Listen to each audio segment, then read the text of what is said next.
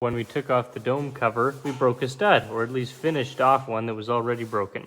I tried to get it out of there with the pipe wrench, but it started to twist a little bit and it wasn't coming out. So we're going to resort to using a little bit of heat, a little bit of hammering. Let's see if we can get this little unit out of here.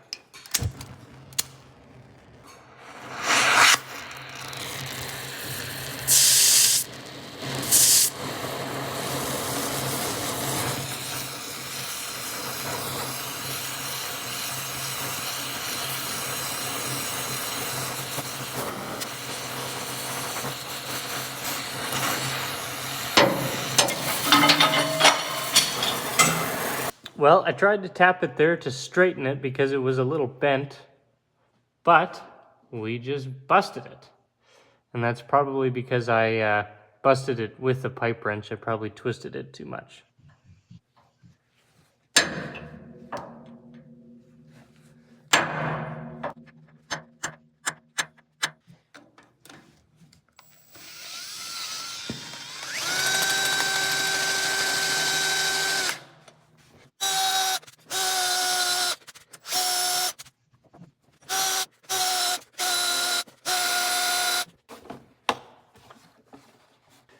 Let's see if we can select for ourselves one of these bolt getter outers.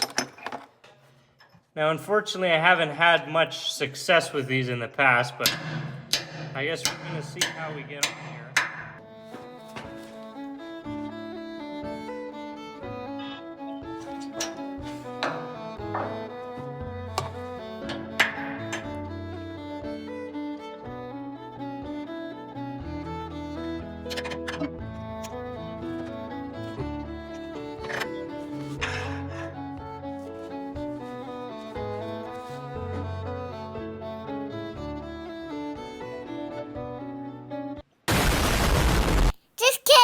Well, unfortunately, I think we have failed. The extractor is just turning in there, just marring it up in there. The thread is probably rust welded itself right in there.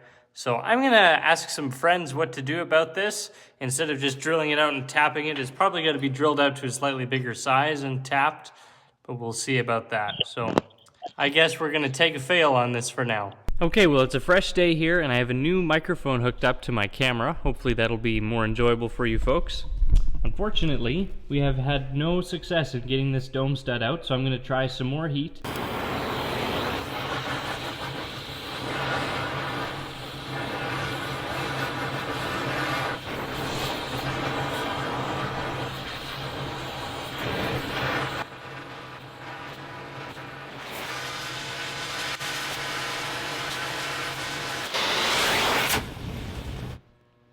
So now we're going to try and let that cool for a little bit, and then we'll probably do another cycle of that.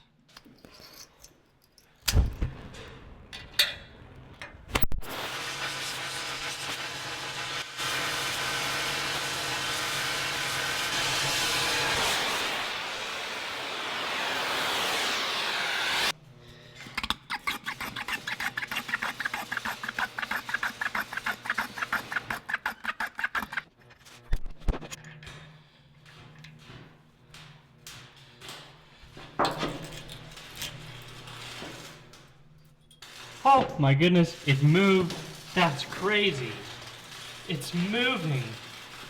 That's unreal. I did not think that that was gonna happen. Oh, and look at that, I dropped it. Wow, there it is.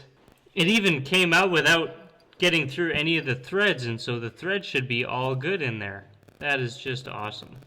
Now, upon actually succeeding in this, let me tell you how I think that this works. When you heat up the stud, it expands.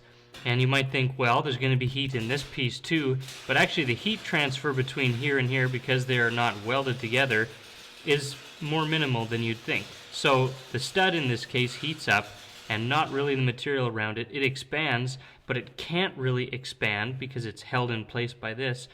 But it's getting hot, so it's getting soft, and so what ends up happening is, relatively speaking, it squishes as it tries to expand.